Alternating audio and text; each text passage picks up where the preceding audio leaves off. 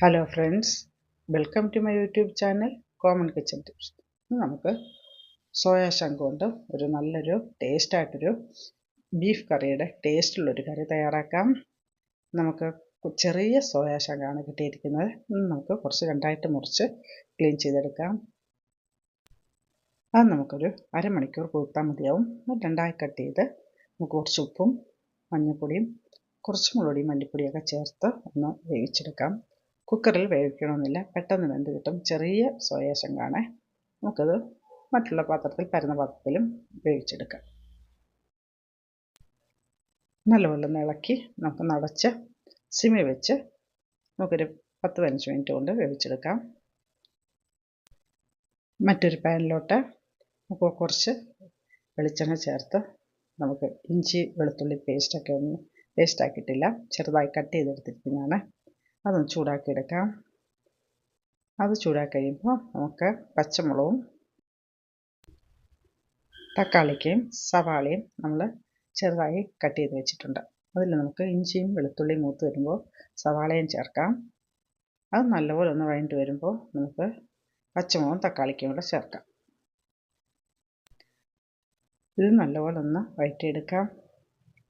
നമ്മുടെ സോയാ ചങ്കും ഇവിടെ വെന്ത് വരുന്നുണ്ട്. കുറച്ചൊന്ന് വെള്ളമൊക്കെ വറ്റി വരട്ടെ. ഒരു സവാളയും ഒക്കെ നല്ലപോലെ വഴറ്റിയെടുക്കാം. പച്ചമുളകും ഇഞ്ചി വെളുത്തുള്ളി എല്ലാം ചേർത്തിട്ടുണ്ട്. ഇഞ്ചിയും വെളുത്തുള്ളിയും ചെറുതായി കട്ട് ചെയ്താണ് ചേർത്തിരിക്കുന്നത്. ഇത് നമുക്ക് ബീഫ് കറിയുടെ കൂട്ടുള്ള ടേസ്റ്റാണ്. അതേ ടേസ്റ്റ് തന്നെ നമുക്കിതും കറി വെച്ചെടുക്കാം.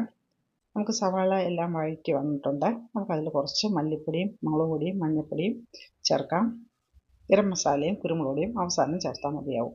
അപ്പോൾ ഇതും നല്ലപോലെ കുറച്ച് എണ്ണ ചേർത്ത് ഒന്ന് വഴറ്റിയെടുക്കാം. നമുക്കിതിൽ സോയാ ചങ്ക് വേവിച്ച് വെച്ചിട്ടും കൂടെ ചേർക്കാം.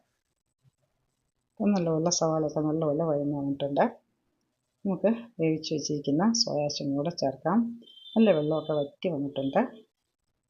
നമുക്കിനി എല്ലാം കൂടെ ഒന്നും കൂടെ ഒന്ന് ഇളക്കിയെടുക്കാം. ഇത് നമുക്ക് വെജിറ്റേറിയൻ ആയിട്ടുള്ളവർക്കൊക്കെ വളരെ ഇഷ്ടപ്പെടും. പിന്നെ നമുക്ക് വ്രതകാലങ്ങളിലൊക്കെ ഇറച്ചി മീൻ മുട്ടയൊന്നും ഉപയോഗിക്കാത്ത സമയത്തും നമുക്ക് ഈ കറി വെച്ചാൽ അത് വളരെ ടേസ്റ്റാണ്. വളരെ ടേസ്റ്റായിട്ടും ബീഫ് കറിയുടെ അതേ ടേസ്റ്റ് തന്നെ നമുക്കിതിന് കിട്ടും. അപ്പം നല്ലപോലെ ഇളക്കി എടുത്തിട്ടുണ്ട്. കുറച്ച് എണ്ണയും കൂടെ ഒക്കെ ചേർക്കാം. നമുക്കിതിനകത്ത് കുറച്ച് ഒരു കളറിന് വേണ്ടിയിട്ടും നമുക്ക് കുറച്ച് സോയാ സോസും കൂടെ ചേർക്കാം. അപ്പോൾ നല്ലപോലെ എല്ലാം ചേർന്ന് വന്നിട്ടുണ്ട്. നമുക്കിതിനകത്ത് കറിവേപ്പില വേണമെങ്കിൽ ചേർക്കാം, അല്ലെങ്കിൽ മല്ലിയില വേണമെങ്കിൽ അതുണ്ടെങ്കിൽ അതും ചേർക്കാം. നല്ലപോലെ ഇളക്കി എടുത്തിട്ടുണ്ട്. ഇത് ചോറിനും ദോശയ്ക്കും ചപ്പാത്തിക്കും ഒക്കെ വളരെ നല്ലതാണ്. നമുക്കിനി അവസാനമായിട്ട് കുറച്ച് കുരുമുളക് ചേർക്കാം. കുറച്ച് ഏറെ ചേർത്താലും വളരെ ടേസ്റ്റാണ്. നമുക്ക് കുറച്ച് ഗരം മസാലപ്പൊടിയും ചേർത്ത് കറിവേപ്പിലയും ചേർക്കാം. അങ്ങനെ നമുക്ക് കുറച്ച് കടുവും കൂടെ തളിച്ച് ചേർക്കാം. അങ്ങനെ നമ്മുടെ സോയാ ചങ്ക് കറി ഇവിടെ റെഡി ആയിട്ടുണ്ട്. നിങ്ങൾക്കിത് ഇഷ്ടമായിട്ടുണ്ടെങ്കിൽ നിങ്ങൾ ലൈക്ക് ചെയ്യുക, കമൻറ്റ് ചെയ്യുക, ഷെയർ ചെയ്യുക, സബ്സ്ക്രൈബ് ചെയ്യുക. വീഡിയോ സ്കിപ്പ് ചെയ്യാതെ കാണാൻ ശ്രമിക്കണം. സബ്സ്ക്രൈബ് ചെയ്യാതെ കാണുന്നവർ ദയവായി സബ്സ്ക്രൈബ് ചെയ്യുന്നതിനെ സപ്പോർട്ട് ചെയ്യുക.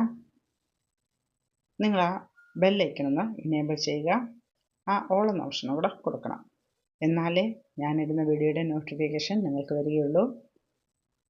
മറ്റൊരു റെസിപ്പി ഇട്ട് വീണ്ടും വരാം. Thank you.